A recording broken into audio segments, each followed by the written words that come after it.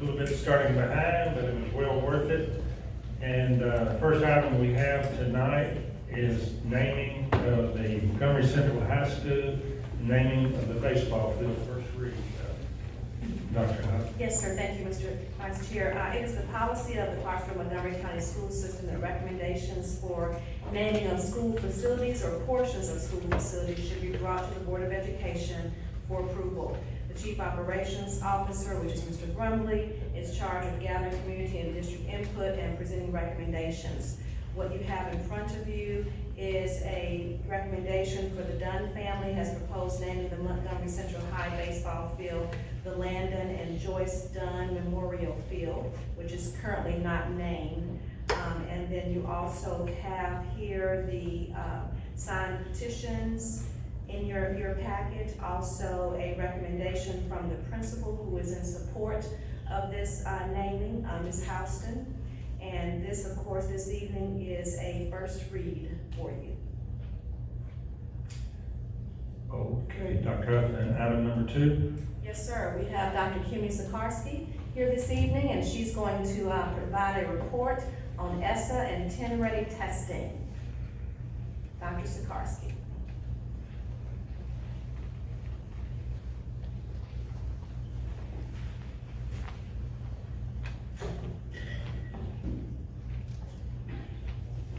Glorious evening, and we're getting ready. As you know, the spring season is when we work on assessments in the state of Tennessee. So I'm providing you an overview of what we're doing. Also following back up on the AMO work, that's your annual measurable objectives that the state has been identifying, and I'll get to the pieces that are involved with that in just a moment. So currently, we are participating in the NAEP.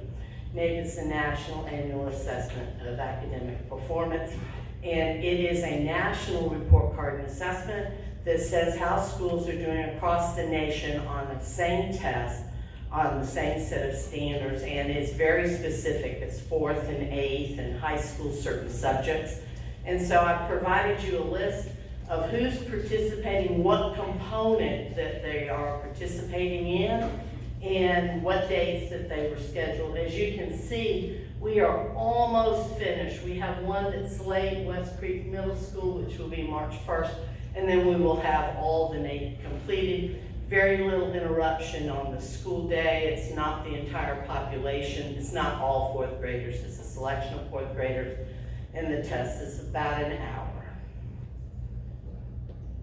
So now these are the tests that take in entire subgroups of students or the entire population of students. So WE to Access is the test that we give to English language learners. It's measuring how they have access or developed the ability to use academic language. This is not about measuring conversational speech, but actual academic language. It's administered to all students in the district that haven't belong to the subgroup English learner. We are working on the ACT on March 1st. Our district is paper and pencil. That is all 11th graders in the district. That's a required graduation in Tennessee. And so if you are in the 11th grade, you must take it at this point. It is also available to seniors who did not get to take it in the 11th grade because maybe they were moving from one district to the other during the test window. So at this point, it's an opportunity for them to go back and get the ACT to meet the graduation requirement. The TCAP MASA and the TCAP, all TCAP, are special education tests that are administered to our most severely disabled students. It is an alternate, the tests in ELA and math and science and social studies. They are mostly administered one-on-one and will take several weeks before they can get through the assessment, but you can see the window. So the big one for the district, as you know, is the TNReady. TCAP is actually the name of the entire testing system. And so TNReady is actually the elementary component or the 3-8 component. And then TCAP EOC is the high school component, the end of course. And so right now, it is beginning on April 18th. 3 through 5th will be only taking ELA, math, and science. It is paper-based in our district. 6th through 8th will be taking ELA, math, science, and social studies. And they will also be paper pencil. And then high school are all online. And as you can see, it's the same cadre of assessments that they've taken: Algebra 1, Geometry, Algebra 2, English 1 and 2, Biology, and U.S. History. The state has gone back to using the Pearson test now. And if you were here during the Gateway time, the Gateway assessment was administered in the test nav, and we never had any problems. We're expecting this to go well with that system this time. May 2nd through 13th are all the advanced placement assessments that are going on in the district. And so those are scheduled by College Board, and they are one set in the morning, one set in the afternoon. And I've given you an overview of the tests that would be going on. Not all schools have all the same assessments, and this year there was AP Access, which provided students the opportunity to take AP classes that might not have been available in their buildings. Those students will also be participating in the AP at that time. So before I move into AMO, any questions about the assessment? How do the students that take that NAEP test, how are they identified? They simply identify a district. So in the state of Tennessee, Tennessee is required to identify so many randomly diverse schools across the state. Our district, you gotta remember, there's only about 10 of us districts that are above the 20,000 student limit. And so we tend to get caught in it every single time. Some districts only have 1 to 5 schools. It's difficult for them to provide participants, but we usually have a list of about 6 to 8 schools that participate.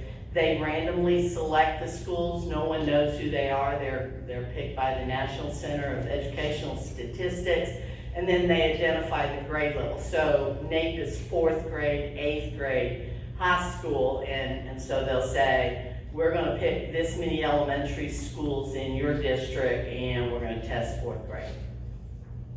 Yes, ma'am? You said all schools do not have the same test. Do you mean all schools in this county or all schools in the state?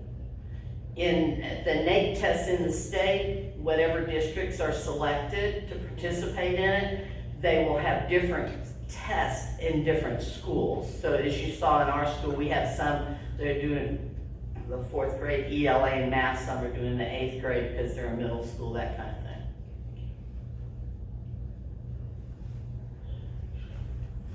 So the next piece that we're working on that is still in limbo, normally when I do the AMO for you, I do it in early fall. I usually do it in September. AMO is the annual measurable objectives, and those are the targets the district is aiming for. You always want forward momentum when you're working with children. You always want to see your children growing.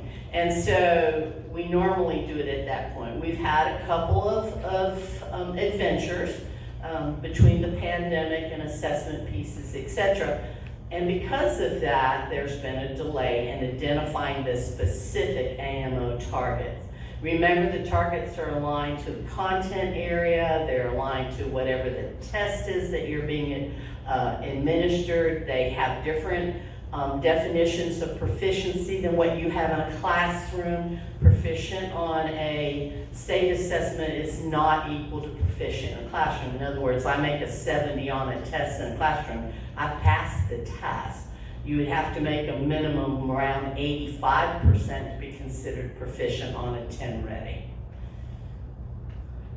So what you're looking for is all the different targets, and the target that's still in question that I have not been able to provide the finalization on is the success rate. That's the academic target. Remember, we have targets about chronic absenteeism, etc., but the target that they have not set is the achievement for academics. And so the reason it's not been set is the state law that came out in the public chapter that talked about, do you use the 2021 data from that assessment to set a baseline?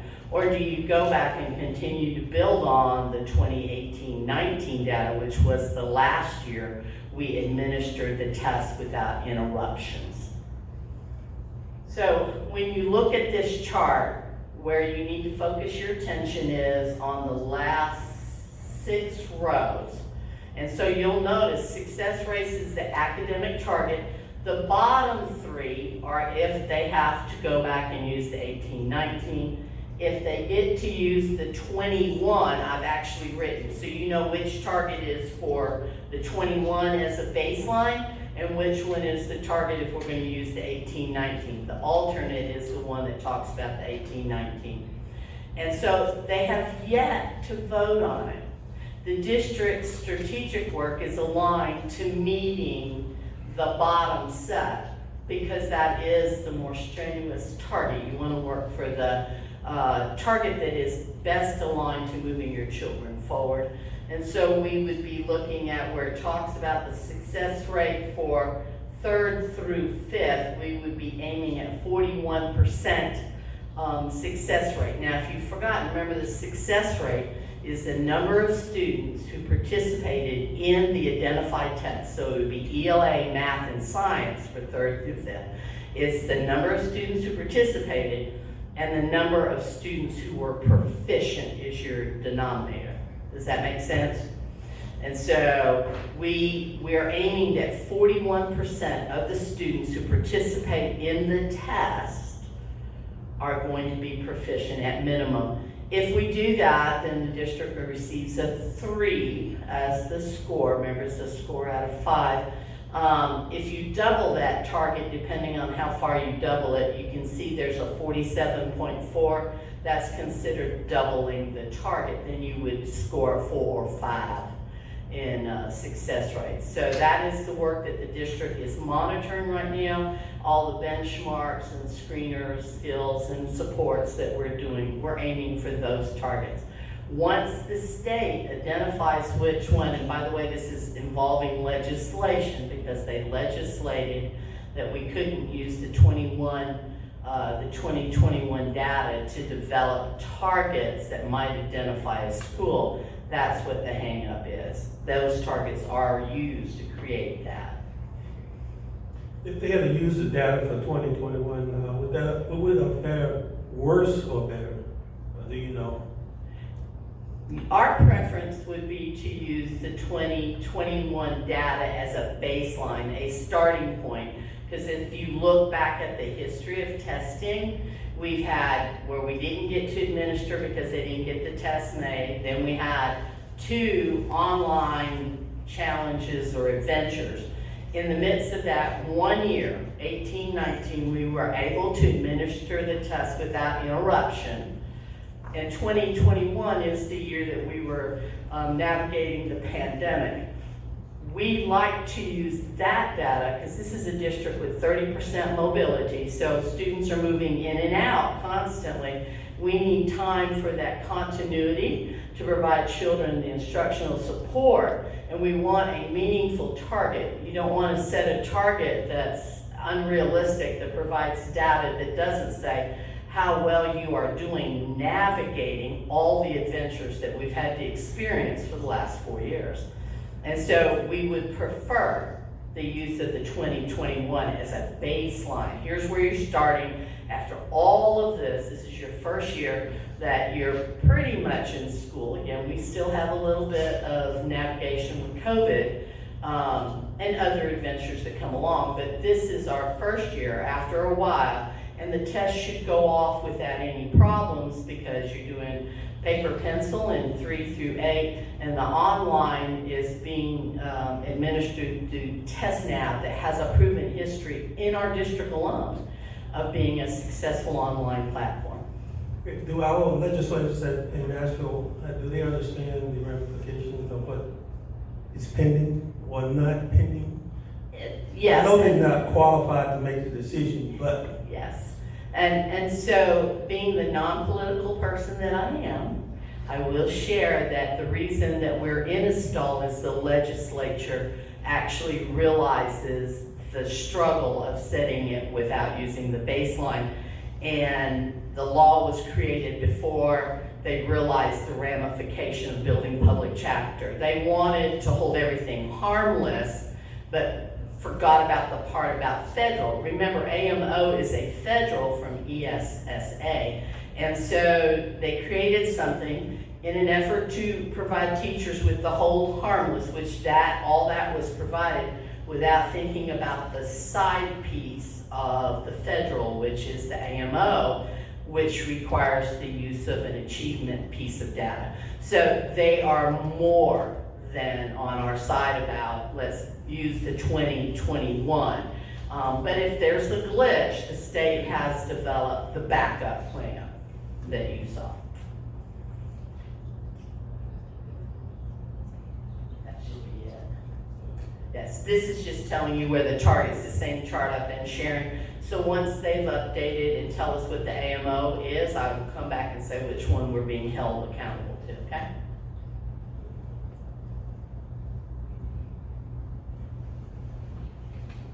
Thank you, Dr. Sikarsky. Yes, ma'am. You know, County Commissioners, any comments? Yes, ma'am. I do want to recognize CMCSS and Dr. Imperatrice for being recognized last Friday morning on CBS National News for the Grow Your Own program, of which we are the leaders in instigating this program, and in getting 63 counties in Tennessee to follow in our lead, plus the rest of the nation now that it's been announced. So even though we see the small things that sometimes bother us, sometimes the big picture is magnificent. And so I want to congratulate the school system for the Grow Your Own program and our new student teachers and the teachers that are coming along through the program. Thank you for those comments. Any other county commissioner? Yeah, I just hope for each state that takes that under consideration, advisement to send us a little monetary reward. The school board, any comments from school board? Yes. And just echoing what Ms. Pritchard said, when Ms. Pritchard saw that article, she called me right away and she just wanted to thank us so much for being an innovative district, and she was so proud of us. And with all the hard work between Dr. Imperatrice, Dr. Huff, and everyone else who's a part of the program, without them, it couldn't happen. Also, I want to thank the board for this evening. We've been going through these processes for some time, with some pain, but I think that each board member listened to their constituents and made the decision based on what was right for the children. And at the end of the day, that's all we can do. Thank you, sir. Dr. Huff? Yes, sir. And I also want to share that for the teacher apprenticeship, thank you so much for your comments, Commissioner Pritchard. Dr. Imperatrice next week will share at our board meeting what our next steps are.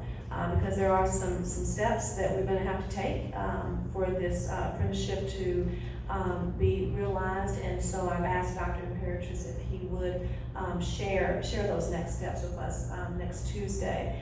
It was a team effort, and we're so very proud, and Dr. Imperatrice would say this himself, it was a team effort in getting all this work done, and we're so proud of the work, but I'm looking forward to next week so that you all can see the next steps, because that is so very key, and so I'm thankful that Dr. Imperatrice will share that with us next week. I have just a couple of things, and this is very quick.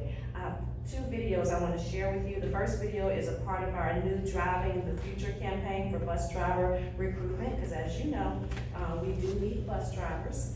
And the next hiring event, if anyone out there is interested in being a bus driver, the next hiring event is Saturday, March 5th. Interested applicants can join the transportation team at West Creek High School to learn more about how they can support our students. But new drivers will receive a $1,000 sign-on bonus in addition to many other opportunities. And so if you're wondering about the driving experience, there's a great time to speak. This is a great time on March 5th to speak with our current drivers, test drive a bus, and learn more about the training and certification provided at no cost to new hires. So if you'll roll the video, please, Mr. Holman. Bus drivers prove that one person can make a big difference every day. They know the role they play has an impact on student success. They understand that families depend on their commitment. We need more people willing to step up and make a difference. Support your local school with just a few hours a week. CMCSS is actively hiring bus drivers. No experience? No problem. CDL training is provided at no expense. Bus drivers enjoy a flexible schedule, including no nights or weekends. If you're looking for a job to earn extra income and still be home for your family, consider spending a few hours on a bus. The district is offering a $1,000 sign-on bonus for new drivers. Plus, you have the opportunity to earn an additional $1,000 for referring other new drivers. Many drivers enjoy the incredible benefits and retirement plans. Are you looking for medical, dental, or vision coverage? You'll find that and more at CMCSS. Support our students as a bus driver. You'll not only positively influence a student's day, but you'll also be driving the future. All right. For my last comment, I want to celebrate our CMCSS Teachers of the Year, who make a difference every day. We love celebrating all of our Teachers of the Year, and tomorrow evening, our school system and our Education Foundation will host the District Teacher of the Year Red Carpet event. The three finalists for the District Teacher of the Year are Mr. Levi White, CMCSS K-12 Virtual School, Miss Paula Hendrick, Kenwood Middle School, and Miss Megan Clegg, Northwest High School. The community can watch the live stream of the Red Carpet event on the Education Foundation Facebook page beginning tomorrow night at 6 p.m. Will you roll that video, please? Mr. White is an amazing teacher. He is able to build fantastic relationships with his students. He's always looking for new ways to get their interest so that they can learn and go places that they had no idea they could go virtually. What's really cool is that Mr. White could give you very specific information about each student in his classroom and share, what their strengths are, the things that they're working on, but also what they like and things about their family or things that are important to them or make them unique. And so I think those special connections that he has with his students are going to last with those kids for a lifetime. Miss Clegg is an amazing teacher because she has a way of keeping control of her classroom while also letting us just do our own thing and have conversations and get to know one another and do our work in a way that we can do it on our own pace, but at the same time she keeps us on track. She's very nice and she's really understanding, and she likes to be involved in our lives, not just school-wise. If she notices something is different about you that day, she will personally talk to you and tries to understand you more. If she thinks you're having a bad day, she might try and look what your attitude is coming from. I love Miss Hendrick because her class is fun and she's a really nice teacher, and since it's so small, it is kind of like a free class, but you're still learning, but sometimes it doesn't feel like you're learning. One piece of advice that she gave me back in like 6th grade was just to always try and get work done on time and give it my all to try and get the best grade possible and try and push myself further in life. She's calm, fun, just keeps a friendly demeanor on at almost all times. She's a great teacher as well, so really everything a teacher should be. So congratulations to all of our Teachers of the Year and those three finalists that were just highlighted in this video. And that concludes my comments for this evening. Yes, sir. Yeah, a couple, sorry to be late, but I'd like for the board to reconsider by the next board meeting the way that agendas is created. And we always, in the past, and we don't even want to live in the past sometimes, but we had comments by the county commissioners, comments by board members, comments before Campbell liaison officer, and then we had comments by the, at the time it was TEA rep. And I think we should put that back on the agenda. It's not the CEMCA rep, but I think that should be back on the agenda. We're kind of telling our employees that we're no longer listening to your appointed spokesperson. So I'd like for us to consider putting that back on the agenda as a regular item. And of course, if there's objections, we'll have to make the item agenda to vote on. If there's not, then I don't know why it can't just go on the next meeting. I think we've had the CMCA, you know, they can come up anytime. But they want the agenda though, so just like the others are. And I'd like to see that again, just so they know there's a place for them. You know, one other thing is, a bill before the legislator now is trying to pass standardized times for school in Tennessee, 8:30 high school, 8 o'clock middle schools. I'd like for us to adopt a resolution to send up there. How much that would hurt us as a system anyway, if we had to do that, because we want to have either elementary schools start at 7 or by another third of the buses we own and our drivers we can't get now to get them to school on time. So that has some good qualities in the bill, but that portion of it, I think, is something that would devastate Clarksville, Montgomery County if it happened to pass. And I'd like to see us, the board, adopt a resolution. If the attorney draws one up concerning that, I'd be happy to forward him that bill, so he knows what he's talking about. If you'll forward that to me, I'll put together a draft. And that ends my comments. I would like to, I agree with him that we need to do that. If we do the resolution as the becoming director for TSBA, I'll make sure that TSBA jump on this as well. We have 95 counties in Tennessee, and we need to make sure that every school district in Tennessee is aware of what's going on. And sometimes they don't read the paper like we do. And so we need to make sure that they understand that this is gonna affect them not only as well as us. And so if we do this, and I strongly feel that we should, I would like a copy of that to send to Ms. Griffin so that we can take it on as a TSBA initiative. Thank you, Mr. Garland. Anyone else? Last chance. We are adjourned.